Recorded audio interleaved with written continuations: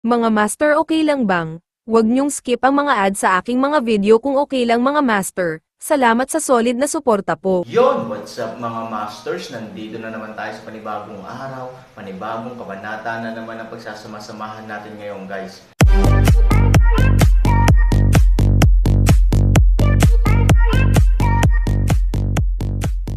Bali mga masters, kung bago ka pa lang po sa aking YouTube channel, please click the subscribe button, lalong-lalo na po yung notification bell guys, para maging connected pa rin tayo sa isa't isa at maging updated kayo sa mga susunod ko pang video.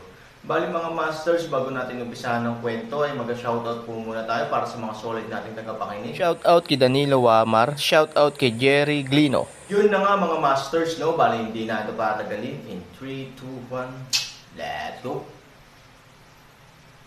Sa mabilis na mga kamay at mata, dali-daling lumipad si Hu Yayan pasulong upang saluhin ang nahuhulog na Han Sanchen. Leader, okay ka lang ba? Nag-aalalang tanong ni Huya. Walang mali. Okay lang naman ang sinabi ni Han Sanchen, pero ang mapatla niyang mukha ay halata na sa napakasamang kalagayan ngayon ni Han Sanchen. Pangil ng tigre. Umiiral. It's not a good time to stay here. Kailangan nating umalis ng mabilis. Pagkarinig nito, direktang binuhat ni Huya si Han Sanchen sa kanyang likod, naghahanda na magmadaling bumalik sa Yetian City. Mapait na ngumiti si Han Sanchen, tinapik ang balikat niya at sinabing, ibabalik mo ba ako ng ganito? Natigilan si Huya, pero hindi niya ito masyadong inisip. We are going back to Yetian City, which means that we have to pass by the enemy's base camp. With my original cultivation, it is no problem to fly you quiet, but, with your cultivation, it is hard to avoid the enemy's eyes, absolutely impossible. Nag-aalalang sabi ni Huya, ngunit kailangan nating dumaan sa base camp ng kalaban pagbalik natin sa lungsod, at ano pa ang magagawa ko maliban sa buhatin ka sa aking likod. Mapait na ngumiti si Han Sanchen, kahit matapang ka, matalino ka at makaiwas sa base camp ng kalaban, sa tingin mo ba magiging ligtas tayo pagdating natin sa Yetian City? Kung tama ang hula ko, sa pag-atake natin sa food point, mas mabangis din ang pag-atake ng kalaban sa Yetian City. Ang Yetian City ngayon ay dapat na pumasok sa pinakamahirap na antas. Kung kukunin mo ang isang malaking sugatang kawal na tulad ko pabalik sa oras na ito ay katumbas ng paglalagay ng isang bangkos ng karne sa harap ng lobo, natural, mas lalo silang lalaban. Hindi binibilang ang lakas ng mga tropa dito. Ang 800,000 malakas na hukbo na umaatake sa ating Yetian City ay tiyak na hindi isang bagay na maaaring labanan sa pamamagitan ng pag-asa sa mga nasirang depensa ng lungsod doon at sa aking pagbuo. Pagkarinig sa mga salita ni Han Sanchen, si Huya ay balisa at medyo desperado. Leader, hindi na tayo makakabalik, nanganganib din ang Yetian City, hindi ba sayang ang lakas ng loob natin na dumaan sa lahat ng hirap para pasabugan ang pagkain ng kalaban? Ngumiti si Han Sanchen at umiling, sa ngayon, ang pakinabang ay talagang hindi katumbas ng pagkawala, gayunpaman, dapat mo ring maunawaan ang isang bagay, iyon ay, ang sitwasyon ay hindi nagbago, ngunit ang nagbago ay ang bilang ng mga kaaway ay bumababa. Maniwala ka sa akin, hanggat nabubuhay tayo sa huling hadlang, ang krisis sa Yetian City ay maaaring maalis. Leader, naniniwala ako sa'yo. Now, tell me what to do. Gusto kong dalhin mo ako sa isang lugar, sabi ni Han Sanchen. Saan pupunta? Tanong ni Huya. Ngumiti ng mahina si Han Sanchen, inilapit ang bibig sa tenga ni Huya, at saka sinabi kay Huya ang kanyang iniisip. Matapos makinig sa sinabi ni Han Sanchen, ibinuka ni Huya ang kanyang bibig, ngunit sa sobrang gulat niya ay hindi niya maisara ang kanyang bibig mula tenga hanggang tenga. Leader, niloloko mo ba ako? Hindi makapaniwalang tumingin si Huya kay Han Sanchen. Kahit sa sandaling ito, talagang nagdududa siya kung naghahalusinate ba si Han Sanchen dahil sa sobrang pagkonsumo, at ang kanyang utak ay nagsisimula ng maging medyo malabo. Bakit mas nagiging exciting kapag mas naglalaro ka? Ano, natatakot ka ba? Nakangiting tanong ni Han Sanchen. Mula sa mukha ni Han Sanchen, nakita ni Huya ang kaseryosohan, determinasyon, at kumpiyansa. Gayunpaman, para kay Huya, ito ay kawalan ng pag-asa. Pinuno, ano ba ang dapat kong katakutin? Bagamat takot din ako sa kamatayan, kumpara sa buhay mo, parang mas mahalaga ang buhay mo, di ba? Kaya, Kung hindi ka natatakot, ano ang dapat kong katakutin? Oo, hindi ko lang maintindihan, pinuno ng alyansa, bakit mo pinili ang lugar na iyon?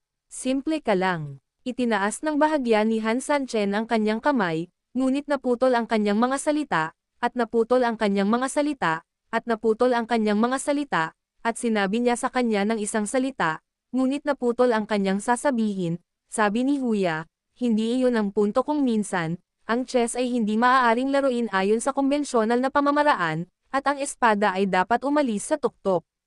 Mapait na ngumiti si Huya, sa totoo lang marami akong nakitang mga espada na naliligaw, ngunit ito ay hindi naririnig at hindi nakikita para sa iyo na maging tulad nito hindi mo ito matatawag na isang lihis o isang kasamaan.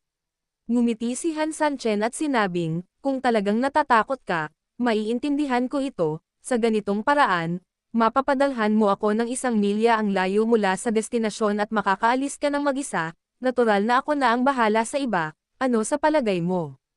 Medyo nanlumo si Huya. Kung hindi papansinin si Han Sanchen, sa kasalukuyang antas ng cultivation ni Han Sanchen, lalo pa ang pagpunta sa lugar na iyon, baka mapatay niya siya kahit na ipagkanulo niya ang sarili niya. Pero kung aalagaan mo si Han Sanchen, wala talagang pinagkaiba ang mamatay kasama si Han Sanchen. Habang nahihirapan ay tinapik na ni Han Sanchen si Huya sa balikat, ayan, alis na tayo. Saglit na nag-alinlangan si Huya, pero binuhat pa rin si Han Sanchen sa likod. Miss, nakatingin sa likod ni Huya na bitbit si Han Sanchen, saglit, kakaibang tiningnan ni Chimeng ang kanyang binibini. Kumunat ang noo ni Lu Roxen at walang sinabi. Marahil, ang usapin ay lumampas pa sa kanyang budget kaya hindi niya alam kung ano ang gagawin sa oras na ito. Sundan mo ako. Sa wakas ay nagbigay ng utos si Lu Roxen. Hindi nagtagal, sinundan nilang dalawa si Han Sanchen at iba pa, dahan-daang gumagalaw sa mas malaking direksyon sa mas malayong distansya. Ilang sandali matapos umalis ang 4 na tao, habang pilit na binuksan ang ilang sulok ng nasirang mekanismo sa itaas, sina Tian Yan at Tian Xing ang unang gumapang palabas ng bangin. Pagkatapos, nagsimulang lumabas ang mga tropa sa maayos na paraan. Sa oras ng break para magbilang ng mga tao ang kanyang mga subordinate, umupo silang 3 ni Tian Yan para ayusin ang mga physical injuries nila. Bagamat nakaranas sila ng hell-level explosion, buti na lang at minor injuries lang ang natamo nilang 3 at hindi naman seryosong nasugatan. Ang masama lang ay masyado silang naubos ng demonic energy at medyo mahina ang katawan. Pagkatapos ng maikling panahon ng pag-aayos, silang 3 ay mas mahusay. This should be the first time that my colleague and I have fighting side by side in such a long time, si Tian Yan ang unang bumasag ng atmosphere. Mapait na ngumiti si Chanho, oo, ngunit sino ang mag-aakalang ito ay magtatapos sa ganitong paraan? Kung babalik tayo, natatakot akong maparusahan tayo, kahit hindi death sentence, natatakot ako na ikaw at ako ay maging sundalo lang, napabuntong hininga din si Tian Xing. Sa sandaling ito, dumating ang mga subordinate. Report sa Commander-in-Chief, na-inspect na ang blood pool. Nagmamadaling tanong ni Tian Yan, kamusta ka na? The blood pool has special self-protection, so, although violent yung explosion, hindi naman ito nasira ng lubusan, it's just. Just what? It's just that several key support points have been damaged. For the time being, hindi magagamit ang blood pool at kailangang i-maintain ulit. It takes a long time, and I'm talking about the limit. Ito ay aabutin ng 15 araw sa pinakamaikling. Sa ika-15, gumuho ang panloob na pag-asa ni Tian Yan, noong ika-15, imposible para sa hukbo na manatili sa pwesto ng ganoon. Katagal. At kung gusto mong maghatid ng pagkain mula sa labas, aabutin din ito ng maraming oras. Sa ganitong paraan, ang hukbo ay maaari lamang harapin ang pag-urong. Kamusta ang mga sugatang sundalo? 800,000 sundalo at kabayo, halos kalahati sa kanila ang namatay o nasugatan. Depende. Sa wakas hindi napigilan ni Tian Yan na magmura. Wala siyang nakuhang resulta, pero napakabigat ng pagkatalo niya, na talagang ikinagalit ng mga tao. This damn Han Sanchen, I really want to beat his tendons and peel off his skin. Pagkatapos magsalita ni Tian Yan, galit na tumingin siya sa mga nasasakupan niya, magpadala ka kaagad ng elite team sa akin para magtipon, at pagkatapos ay ibigay mo sa kanya sa lalong madaling panahon, humabol ako sa direksyon ng Yetian City. Hindi nag-e-enjoy ngayon si Han Sanchen dahil ginulo niya tayo ng ganito, kaya hindi na mas mabilis ang bilis niya. Sinunod ng mga nasasakupan ang utos at mabilis na umalis. Hindi tumutol si Chanho sa pagtugis na ito. Tama si Tian yan, not to mention na babalik sila sa base camp nila malapit sa Yetian City. Mga bantay, umiiral. Nakahanap ka rin ng ilang hindi nasaktan na tao upang bumuo ng iyong sariling koponan, magmadaling bumalik sa base camp sa lalong madaling panahon, at sabihin sa mga matatanda ang lahat tungkol sa sitwasyon dito. Oo, sandali, Commander, ano pa ang masasabi mo? Mayroon pa tayong mga 400,000 tropa, sabihin mo sa matanda na dahan-dahan tayong magmarcha, kung may ideya ang matanda, utos mo na lang. Kumunot ang noo ni Tian Xing, Kuya Chanho, bakit kailangan nating bumalik ng dahan-dahan? Nag-aalala ka ba na hahayaan tayo ng matanda na lampasan si Han Sanchen mula sa likuran? Tumanggaw si Chanho, oo. Itinaas ni Tian Xing ang kanyang kamay at sinabi sa escort, kung gayon ay pumunta ka at gawin mo ito ng mabilis, bukod pa rito, tandaan mong sabihin sa mga matatanda ang tungkol sa pinsala sa pool ng dugo. Pinili naming isara ang lugar na ito pansamantala at huwag magayos, kung tutuusin, hindi kami makakasabay sa supply. Tingnan mo kung ano ang iniisip ng matanda. Matapos matanggap ang order, mabilis na umalis ang escort. Biglang, sa malawak na kagubatan, 4 na hukbo ang inilunsad, lahat ay naglalayong sa iisang lugar. Lungsod ng gabi, si Han Sanchen, na may dalang huya, ay natural na pinakamabagal sa 4 na koponan. Pagkalipas ng 3 oras, sinulyapan ni Han Sanchen ang pagod na huya at ngumiti, tumigil ka. Anong problema, leader ng alyansa? Huminto si Huya. Ang iba ay nalilito at medyo nababalisa.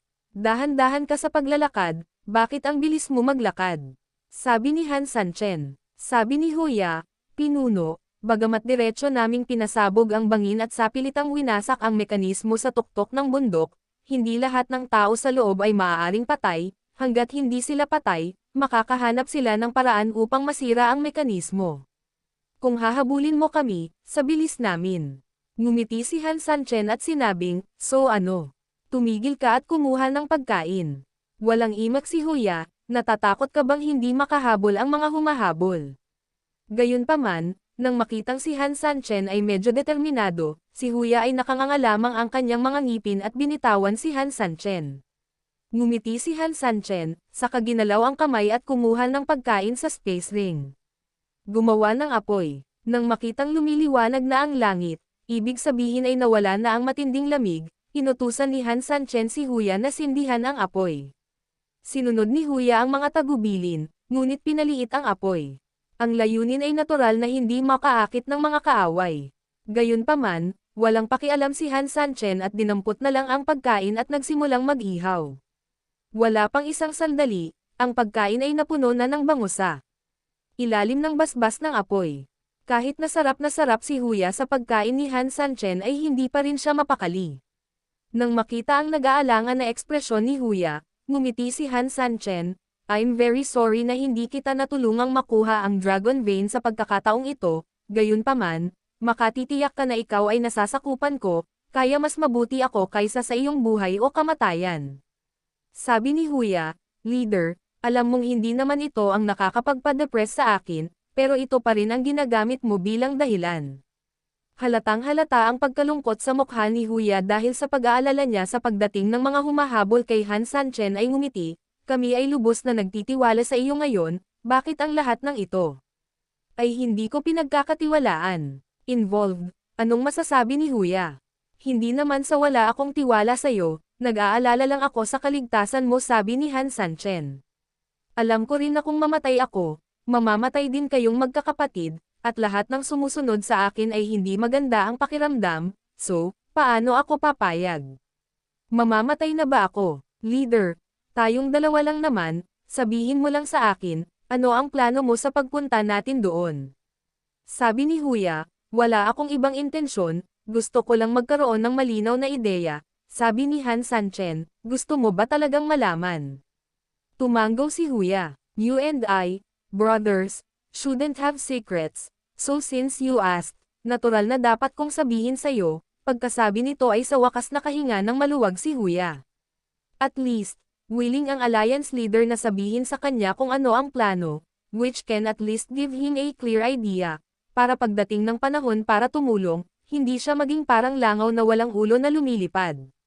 Ngunit nang si Huya ay sabik na nakatingin kay Han Sanchen, biglang lumingon si Han Sanchen, sayang at hindi lang tayo ang nandito. Pagkatapos magsalita, biglang nagtaas ng boses si Han Sanchen, now that I'm here, don't hide, hindi mo ba alam na alam ang physical condition ko? Takot ka pa rin ba?